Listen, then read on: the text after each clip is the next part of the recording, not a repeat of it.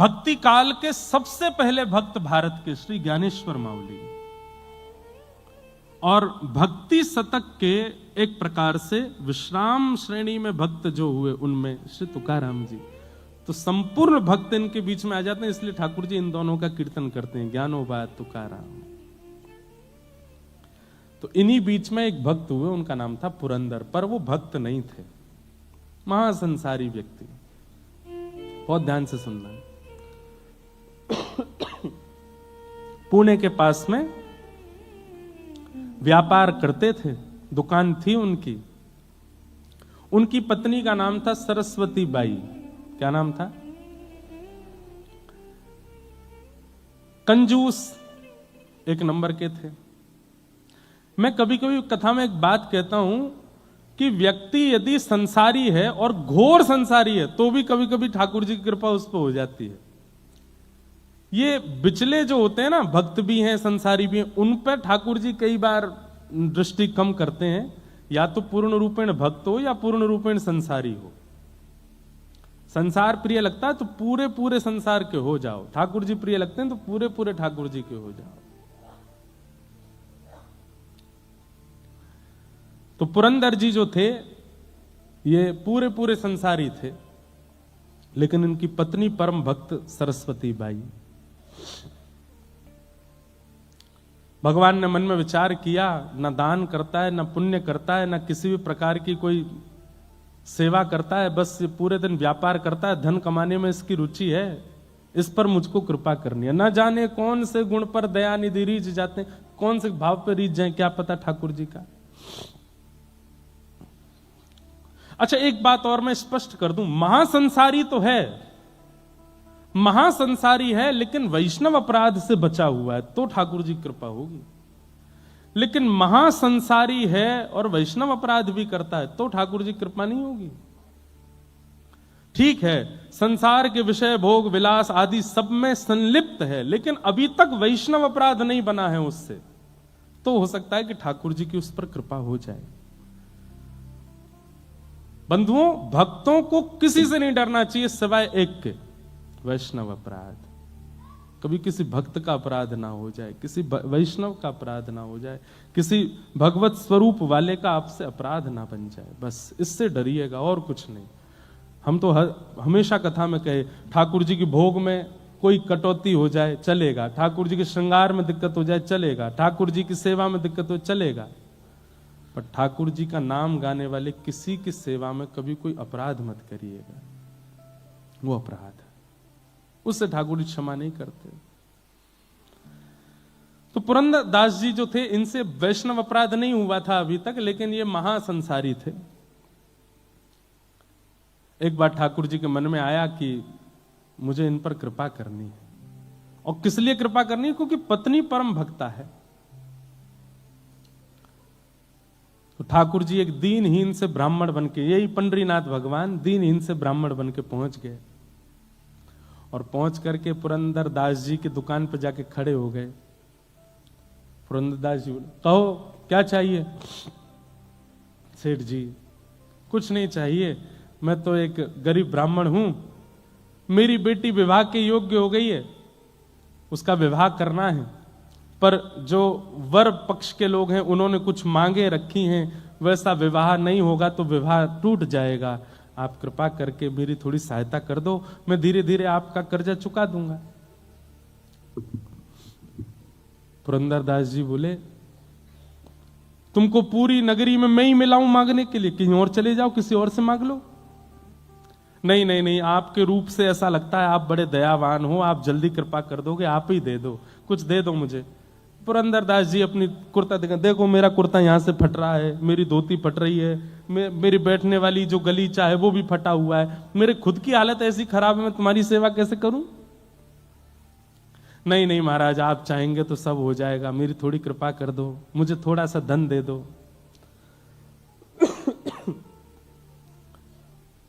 पुरंदरदास जी बार बार अपने सेवकों कहें, इसको भगाओ यहां से, इसको भेजो यहां से, ये मांग रहा है, मैं मुझ में देना नहीं चाहता इसको। सब लोग इधर देखिएगा, ध्यान से सुनिएगा। लेकिन ठाकुर जी हट कर लें तो कौन समझा सके? यहां दुनिया के लोग जिद पे अड़ जाते हैं तो नाक में दम हो जाता है। ठाकुर जी अगर जिद कर लें, दुनिया बनाने वाले, तो उनको कौन समझाए। ठाकुर जी तो वहीं बैठ गए दुकान के बाहर ही, बोले जाऊंगा तो आपसे लेके ही जाऊंगा और कहीं नहीं जाऊंगा, और नहीं तो मेरी बेटी का ब्याह टूटेगा, उसका जो अपराध होगा वो आपको लगेगा। पुरंदर बोले ये कोई बात है, जान ना पहचान, एक तो मुझसे पैसा मांग रहे हो, ऊपर से मेरे को दोष भी दे रहे हो। दे दीजिए ना, आप सब कर सकते हैं। तो पुरंदर दास जी बोले चलो एक काम करते हैं। बोले क्या? तुम मुझे कोई अमूल्य वस्तु दे दो और उसके बदले में तुम्हें पैसे दे दूंगा, और तुम्हारा आता पता तो कुछ है नहीं, कहीं तुम भाग गए पैसा लेके, तो अपनी कोई मूल्यवान वस्तु मुझे दे दो और मुझसे पैसा लेकर के चले जाओ, और जब तुम्हारा ब्याह हो जाए, चुकाने लायक स्थिति हो जाए, तुम वस्तु मुझसे वापस ले लेना, पैसे मुझे दे देना। घनघोर कंजूसाई की पराकाष्ठा, दे ही नहीं सकते बिना किसी प्रयोजन के। ठाकुर जी बोले मेरे पास तो कुछ भी नहीं है, मैं कहां से लेके आऊं। बोले तो भैया देखो, अब मैं राजी हो गया हूं। हाँ भाई, नगर के लोग इकट्ठे कर लिए, देखो मैं इनको देने को तैयार हूं, पर मैंने एक शर्त रखी है, ये अपनी कोई वस्तु मुझे दे दें, बदले में पैसा ले जाएं, बेटी का ब्याह कर लें, जब चुकाने की स्थिति हो तब वापस अपनी सामग्री लेके मुझे पैसा दे जाएं, कोई बुराई है? संसार के लोग बोले नहीं नहीं, बिल्कुल ठीक है भैया, इतना तो करना चाहिए। ठीक है भैया, मैं जाता हूं, कुछ लेकर के आता हूं, लेकिन भैया ये भगवान हैं, इनकी चतुराई के आगे किसी की नहीं चलती। ठाकुर जी बोले मैं अभी आता हूं कुछ लेकर के। बोले हाँ जाओ, लेके आओ। भगवान सीधे पुरंदर दास के घर पहुंच गए। घर में सरस्वती बाई बैठी थी, द्वार पर आकर के रोने लगे, गिरने लगे, सिर पटकने लगे। सरस्वती बाई तो परम भक्त थी, उसके अंदर तो दया आ गई, दौड़ करके आई, अरे अरे महाराज जी क्या कर रहे हो आप ऐसी स्थिति क्यों हो गई, इतने विचलित क्यों हो रहे हो, क्या बात है बताइए। पूरी बात बताइए। मेरी बेटी का ब्याह है, मैं पैसे लेने आपके पति के पास गया हूं, उन्होंने देने से बिल्कुल मना कर दिया। मैं दूसरी जगह गया, वहां भी मना कर दिया। मैं तीसरी जगह गया, मैं पूरे नगर में घूम गया, लेकिन फिर ठाकुर जी एक बात बोले, ये नहीं कहा आपके पति, ये कहा एक राजी हो गया देने को, लेकिन उसने कहा है बदले में कोई वस्तु दो और पैसा ले जाओ। मैं कहां से कोई वस्तु दूं, मेरी बेटी का ब्याह है, कुछ कृपा करो, आप कोई वस्तु मुझको दे दो। सरस्वती बाई बोली कि मेरे पति इतने कंजूस हैं कि मेरे सारे गहने भी तिजोरी में रखते हैं, मैं क्या दूं आपको। लेकिन भक्त का एक स्वभाव होता है, वो किसी के नेत्रों के आंसू देख करके पिघल जाता है। संत हृदय नवनीत समाना, संत का हृदय, भक्त का हृदय मक्खन के जैसा होता है, दूसरे के ताप से पिघल जाता है। सरस्वती बाई देख नहीं पा रही थी जिस विचलनता में वो व्यक्ति था। अपनी नाक में केवल एक कांटा जैसा पहना था सोने का, तुरंत उसको निकाल करके कहा मेरे पास में यही है और कुछ भी नहीं है, अगर इससे आपकी बेटी का ब्याह तो नहीं हो पाएगा पर थोड़ी सहायता तो हो जाएगी, मैं ये आपको दे देती हूं, आप ले जाओ। भगवान बड़े प्रसन्न हो गए, जय हो जय हो, ठीक है, ऐसी थोड़े थोड़े बूंद से ही सागर भर जाएगा, गागर भर जाएगा, आपने थोड़ा दे दिया, कोई और दे देगा, लाइए दे दीजिए। नाक का वो सामग्री उतार करके दे दी। ठाकुर जी लेकर के सीधे पुरंदर दास के पास ही पहुंचे। तुमने कहा था कि कोई वस्तु दे दो, उसके बदले तुम पैसा दोगे, लो वस्तु, लाओ पैसा दो। पुरंदर दास ने जैसे ही देखा, ये तो मेरी पत्नी का ही नाक का काटा है, तुम कहां से लाए? बोले इससे तुमको क्या, तुमने कहा था कि वस्तु दो और धन ले जाओ, वस्तु दे दी, अब धन दे दो। भैया ठाकुर जी जैसा स्क्रिप्ट राइटर नहीं देखा मैंने। आपकी बंबई नगरी में एक से एक राइटर होंगे, एक से एक प्रोड्यूसर, डायरेक्टर, स्क्रिप्ट राइटर होंगे, पर ठाकुर जी जैसा कोई नहीं है। हम आप सबकी स्क्रिप्ट इतनी खतरनाक लिख रखी है उन्होंने, कल क्या हो जाए पता नहीं। कुछ पता नहीं है, कब कहां किसके कैसे मोड़ देते हैं। जय हो। ये डायरेक्टर हैं, ये प्रोड्यूसर हैं। लेकिन जैसे वो एक होता है ना, ये तो चलो स्क्रिप्ट वगैरह इन्होंने लिखी, डायरेक्ट आदि इन्होंने की, पर कई बार एक्टर को अपने परफॉर्मेंस देने में थोड़ी दिक्कत होती होगी, तो एक अब मेरे को पता नहीं है इतना ज्यादा, पर बीच कोई सहायक डायरेक्टर भी होता है ना, वो आके समझा दे तुम ऐसा करोगे तो भक्तजन जो है ये सहायक डायरेक्टर हैं।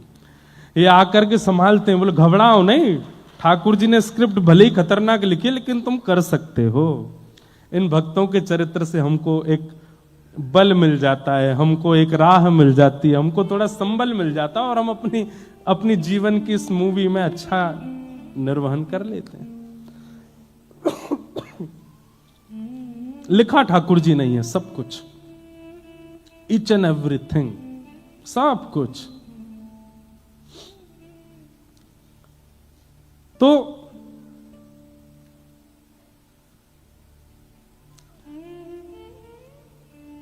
ठाकुर जी पहुंच गए, वो नाक की बाली दे दी, नाक का कांटा दे दिया, बोले लो वस्तु लो, पैसा दो।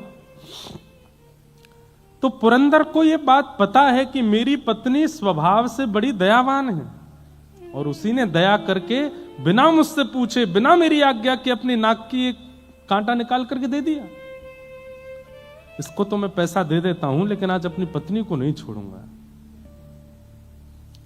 भगवान को जितना जरूरत थी उतना पुरंदर दास ने दे दिया, और उस नाक के कांटे को अपनी तिजोरी में रख के ताला लगा करके, और दुकान में जो काम करते थे सबसे कहा आप सबकी छुट्टी है, जाओ। सेठ जी अभी तो समय हुआ नहीं, नहीं आज जाओ। और ताम्रवर्ण हो रहा था मुक्का, आज अपनी पत्नी को नहीं छोड़ूंगा। दुकान बंद की। तो दुकान में एक कार्य करता था, वो इनकी पत्नी को बहुत मानता था, उसकी भी वो सहायता करती थी। वो दौड़ करके पहले ही पहुंच गया, बोले मां आप अपनी रक्षा कर लीजिए। क्यों? आपकी नाक का कांटा कहां है? बोले वो एक दीनहीन सा ब्राह्मण आया था, उसकी बेटी के ब्याह के लिए कुछ मांग रहा था, मुझमें कुछ था नहीं, मैंने दे दिया। बोले उसने जाके आपकी नाक का कांटा ही पुरंदर दास जी को देके पैसा ले लिया। अब वो आपके ऊपर आ रहे हैं, बड़े रोष में हैं और कुछ करने की स्थिति में हैं। मां आप अपनी रक्षा करना। सरस्वती बाई घबरा गई। घर में चित्र लगा था श्री पंडरीनाथ भगवान का, चरणों में प्रणाम किया। मैंने कुछ अपराध नहीं किया, केवल वैष्णव भक्त की सेवा की, और उसके फल में अगर पतिदेव मारने के लिए आ रहे हैं तो मैं अपने पति को रोष युक्त नहीं देख सकती। मैं पतिव्रता नारी हूं, मैं अपने पति को सदा प्रसन्न मुद्रा में देखना चाहती हूं, मैं अपने पति को सदा आनंद मुद्रा में देखना चाहती हूं। वो उठा करके मुझ पर कुछ प्रहार करें, ये उनका राक्षस स्वरूप में देख नहीं पाऊंगी, मुझसे देखा नहीं जाएगा। लेकिन वो मानेंगे नहीं, वो आकर के मुझ पर प्रहार करेंगे, मैं उनको उस रूप में नहीं देखना चाहती। इसलिए पंडरीनाथ आत्महत्या करना वैसे तो महापाप की श्रेणी में आता है, पाप नहीं महापाप। 2000 वर्ष के लिए नरक योनि और कितने हजार वर्षों के लिए प्रेत योनि प्राप्त होती है उसको, जो इस प्रकार से आत्महत्या करे। आत्महत्या करना वैसे तो महापाप है, पर मैं अपने पति को इतने रोष में नहीं देख सकती, इसलिए मैं आत्महत्या कर रही हूं। और विष लेकर के अपने मुख की ओर जैसे ही लेने लगी, नेत्रों से आंसू, सामने पंडरीनाथ भगवान का चित्र है, और बार बार कह रही है पंडरीनाथ मुझे क्षमा कर देना, मुझसे अपराध, मैंने अपराध नहीं किया, लेकिन मैं अपने पति को ऐसे नहीं देख सकती। जैसे ही विषपान करने लगी, इतनी खन्न से आवाज हुई, ऊपर से ठाकुर जी के चित्रपट के पास से ही वो नाक का कांटा आकर के कटोरी में गिरा, और जैसे ही वो कांटा कटोरी में आकर के गिरा, इतने में ही पति का आना हुआ। पति ने आकर के किवाड़ बंद करी, ढूंढने लगा कोई सामग्री मिले मुझे, और कुछ हाथ में लेकर के खड़ा हो गया सामने। ए सरस्वती बाई जी, तेरे नाक का कांटा कहां है? जल्दी दिखा मुझे। उसने तुरंत कटोरी में जो विष था उसमें हाथ डाल करके निकाला और दिखा दिया, बोले ये है। पुरंदरदास बोले इधर दिखा, देख करके देखा तो वही कांटा था। बोले असंभव, ये हो ही नहीं सकता, ये तो मैं अपनी तिजोरी में रख करके ताला लगा करके आया हूं, तेरे पास कैसे आ गया? रुक, यहीं रुक, मैं अभी आता हूं। दौड़ करके अपनी दुकान पर फिर से गए, दुकान खोल करके तिजोरी खोल करके देखा तो कांटा वहां नहीं था। लौट करके आए, ये कैसा जादू सीख के आई है तू? वो कांटा मेरे पास मैंने बंद करके रखा, तेरे पास दोबारा कैसे आया? और ये सब व्यवस्था कैसे बनी, मुझे जल्दी बता।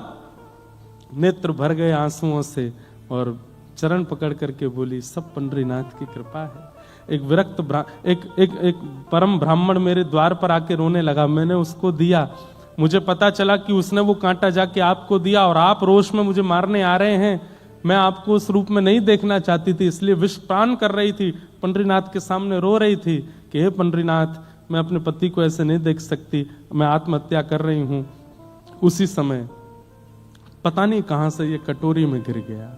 मुझे तो ऐसा लगता है वो ब्राह्मण कोई और नहीं थे, वो साक्षात पंडरीनाथ ही थे।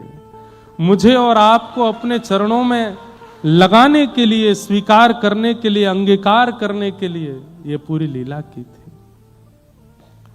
पुरंदरदास के नेत्र बंद हो गए और वो छवि दिखने लगी, कैसे मेरी दुकान पर आकर के बार बार कह रहे थे कि धन दे दो, मेरी बेटी का ब्याह है उसके लिए थोड़ी सेवा कर दो। वो स्वरूप बार बार दिखे और जो वृद्ध ब्राह्मण का स्वरूप था वो नेत्रों में अब वृद्ध ब्राह्मण नहीं दिख रहा है, सांवरे सलोने ठाकुर जी ही दिख रहे हैं कि वही द्वार पर खड़े थे, वही मांग रहे थे, वही बार बार जिद कर रहे थे। पुरंदरदास रोने लगा, पत्नी का हाथ पकड़ा, देवी अभी चलो। बोले कहां? बोले पंढरपुर चलो। उसी समय अपनी पत्नी के साथ घर बार सब छोड़ करके पंढरपुर चले गए और ईंट पर खड़े हुए अपनी भुजा पर हाथ रख करके श्री पंडरीनाथ भगवान के सामने जाकर के पुरंदरदास ने अपने जीवन का शेष समय ठाकुर जी को अर्पित कर दिया। ठाकुर जी के जीवन को अर्पित हो गए। कान पकड़ के क्षमा मांगी, नाथ मुझे क्षमा कर दो, मैंने अपराध किया। और पुरंदरदास जी का फिर नियम हो गया, हर दिन जाते और ठाकुर जी से केवल क्षमा मांग करके ये कहते, मुझे दंड दीजिए, मुझे दंड दीजिए। जितना मेरी दृष्टि में मुझे समझ में आया, अधिक भी हो सकते हैं। भगवान से पीड़ा दो लोगों ने मांगी है, या तो द्वापर युग में कुंती ने मांगी है या कलयुग में पुरंदरदास ने मांगी है। ठाकुर जी से पीड़ा मांगी। वहां कुंती भगवान से कहती है कि नाथ मेरे जीवन में पीड़ा दे दीजिए, दुख दे दीजिए, दारिद्र्य दे दीजिए, कष्ट दे दीजिए। और यहां पुरंदरदास नित्य पंडरीनाथ भगवान से कहते हैं कि मुझे कष्ट दे दीजिए, दुख दे दीजिए। क्यों? क्योंकि मैंने आपके रूप को नहीं पहचाना, आपके स्वरूप को नहीं जाना। नित्य ठाकुर जी से प्रार्थना करते। एक दिन ठाकुर जी प्रसन्न होकर प्रकट हो गए और प्रकट होकर के बोले, ए पुरंदरदास, क्या रोज कहता है कि मुझे कष्ट दे दो, मुझे दंड दे दो। बोले प्रभु, जब तक दंड नहीं दोगे मेरे हृदय को शांति नहीं मिलेगी। बंधुओं, ये भी एक वैष्णव का स्वरूप है, बहुत ध्यान से सुनिएगा। गलती करने के बाद अपने अपराध का बोध तो सबको हो जाता है, पर अपराध बोध में ठाकुर जी से प्रार्थना करना कि इस अपराध का थोड़ा दंड मुझे दीजिए, ये वैष्णव ही कर सकता है। संसारी व्यक्ति तो भागेगा, मैंने कुछ नहीं किया, और किया तो क्या, मैंने स्वीकार कर लिया, अब मुझे दंड नहीं मिलना चाहिए, अब मुझे पीड़ा नहीं मिलनी चाहिए। पर वैष्णव तो उसके प्रति दंड मांगता है कि मुझे दंड दीजिए। वैष्णव यदि कभी कुछ कर देता है ना, उसे शांति नहीं मिलती तब तक जब तक वो ठाकुर जी से प्रार्थना ना कर ले कि मुझे दंड दीजिए नाथ, मुझसे गलती हुई है, मुझसे अपराध हुआ है। वो ठाकुर जी से दंड की याचना करता है। देना ना देना ये उनके हाथ में, लेकिन वो याचना करेगा, मुझसे ये गलती हुई नाथ, इसका मुझे प्रायश्चित नहीं करना, इसका मुझे अपराध बोध हुआ है, पर मुझे तब तक शांति नहीं मिलेगी जब तक आप इसका मुझे सूक्ष्म दंड नहीं देंगे। वो दंड की याचना स्वयं करता है ठाकुर जी से। पुरंदरदास जी कहने लगे, नाथ मेरे द्वार पर आकर के आप मांग रहे थे और मैंने शाम तक बिठा करके आपको रखा, दंड तो मुझे मिलेगा, तब तक मुझे शांति नहीं मिलेगी, दंड दीजिए। तो ठाकुर जी बोले ठीक है, हम एक दंड देते हैं। क्या? भारतवर्ष में जितने भी तीर्थ हैं और जितने भी मेरे मंदिर हैं, सबका पत्नी सहित दर्शन करके आओ, यही दंड है तुम्हारे लिए, जाओ। पुरंदरदास बोला, ये दंड है, ये दंड है, ये तो मेरे लिए आशीर्वाद है, ये तो मेरे लिए और सुख की स्थिति है, दंड दीजिए। तो ठाकुर रुक्मणी जी बोली, तो फिर एक काम करो। बोले क्या? जिस जिस तीर्थ में जाओगे वहां की मातृभाषा, वहां की जो लोक भाषा है, उस भाषा में एक पद गा करके वहां के ठाकुर जी को रिझाओ, ये दंड है, चलो। हाँ, इसमें थोड़ा परिश्रम है, मैं महाराष्ट्र का हूं, मुझे मराठी आती है, अब मैं दक्षिण जाऊंगा, आंध्र प्रदेश जाऊंगा, केरला जाऊंगा, वहां जाऊंगा, वहां की भाषा में वहां का कीर्तन बनाना मेरे लिए कठिन होगा, ये दंड उचित है। और ये दंड पंडरीनाथ भगवान ने, इसको कहते हैं उत्सव दंड। उत्सव भी हो रहा था, दंड भी हो रहा था। अपनी पत्नी के साथ भारत के एक एक तीर्थ में गए और वहां की भाषा में जाकर के पुरंदरदास जी ने कीर्तन गाया, ठाकुर जी को रिझा।